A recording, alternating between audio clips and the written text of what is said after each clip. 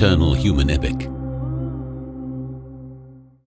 Edward Granville Brown, a lecturer in Persian at the University of Cambridge, wrote, "A reminder of that blood-stained field of Kabbalah, where the grandson of the Apostle of God fell, at length tortured by thirst and surrounded by the bodies of his murdered kinsmen, has been at any time since then sufficient to evoke, even in the most lukewarm and the heedless, the deepest emotion, the most frantic grief, and an exaltation of spirit before which pain, danger, and death shrink to unconsidered trifles."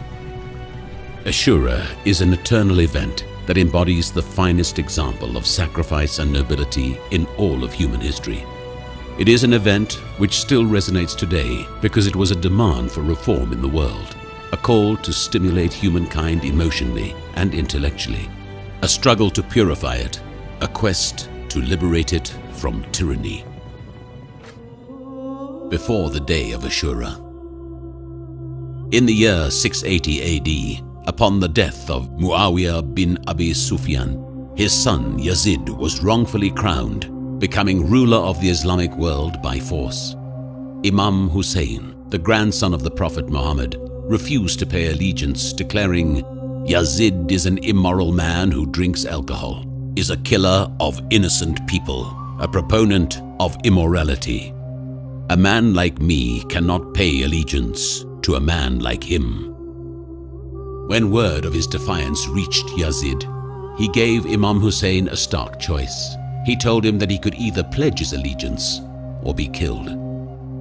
It was a terrible choice, because with just a few words, Imam Hussein knew that he could have spared himself from the tyrant's wrath. But he remained defiant, holding honor to be a sacred duty, something more valuable even than his own life.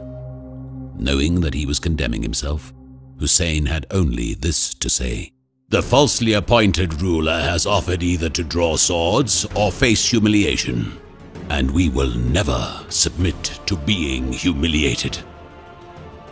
The deterioration of the situation in the Islamic nation, the rule of tyrants and the fall of the people into a deep state of absent conscience, moved the Imam to lead a process of reform and change, saying, "I have risen to ask for reform in the nation of my grandfather, the Prophet. I want to promote virtue and prevent vice." The Imam realized that to awaken the nation, a great saga was needed, one that embodied grandeur, heroism, giving, and sacrifice. He stirred the conscience of humanity with his words, "If you have no religion and are not afraid of a day where you would be judged, then at least be of free will in your life."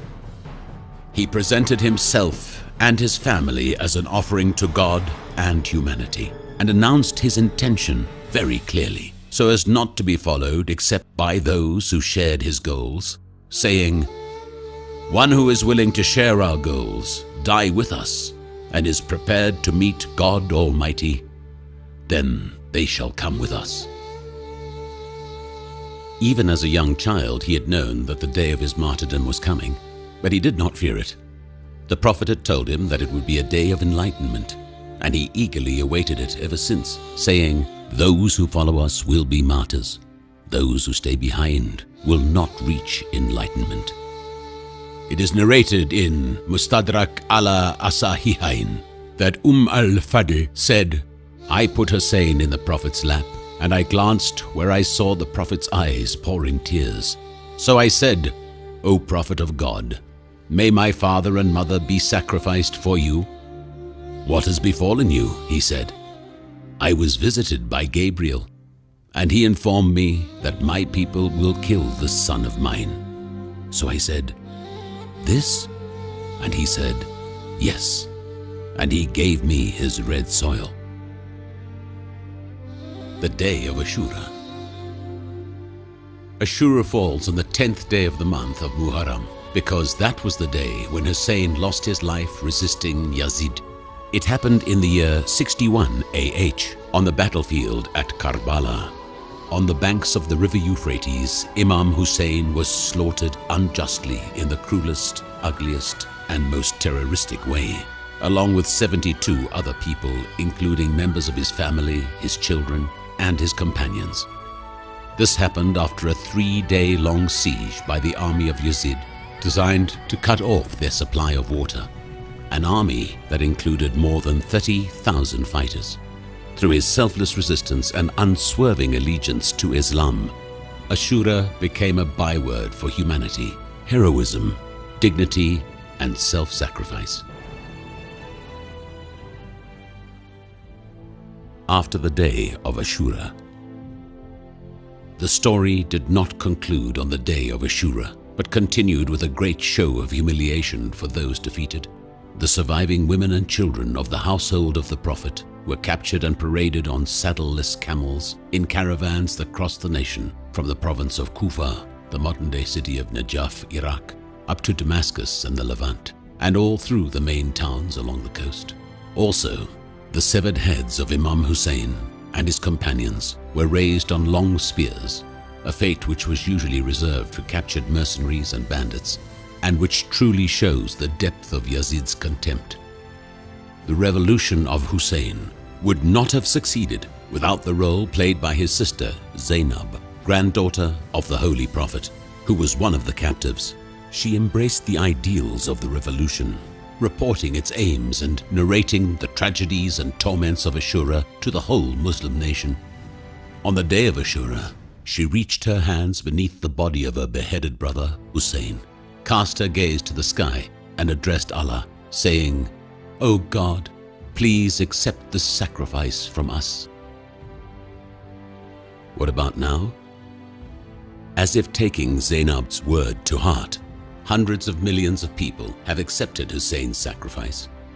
Muslims and non-Muslims alike from around the world have come together to mourn and commemorate the occasion of Ashura every year during the months of Muharram and Safar in the Arabic calendar. Sermons are given nightly, stories are retold, lessons are retaught, and people weep for the terrible sacrifices that the Imam and his family made. His example has endured for 14 centuries, and on each anniversary, people still pledge to the Imam to move forward in his footsteps and to always take a stand against evil and injustice. These ceremonies include a long list of rituals, some of them reportedly encouraged by the household of the Prophet, Ahlul Bayt, such as visiting the shrine of Imam Hussein, poetry readings, lectures and retellings of lessons learned. Other forms of remembrance do not have historical roots, but have been shaped by the traditions of each community as it found its own way of remembering Ashura. Some held marches, while others held cultural activities such as theatre and film. For others, it was practices like self-flagellation, tatbir, which have stirred debate and opposition in the Shiite community and have been banned by some Shia scholars. The Ashura period is not limited to 2 months, but extends throughout the year with visits to Imam Hussein's shrine, sermons, and crying over him in various religious and social events. Every time we visit the shrine of Imam Hussein, we recite, "Peace be upon you, O inheritor of Adam, elite of Allah. Peace be upon you, O inheritor of Noah, Allah's prophet. Peace be upon you, O inheritor of Abraham, the admirer of Allah. Peace be upon you, O inheritor of Moses, the one who spoke to Allah. Peace be upon you, O inheritor of Jesus, the Spirit of Allah. Peace be upon you, O inheritor of Muhammad, the one beloved to Allah." This ingrains in our being the knowledge that the path of Allah and the path of righteousness are identical journeys that are woven into history, connecting human beings to Allah. The revolutions of the prophets were revolutions against deviation from the line of Allah.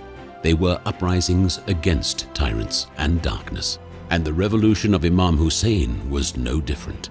He sought to awaken the world before the day of judgment and create in the hearts of human beings a power to drive them forward towards reform.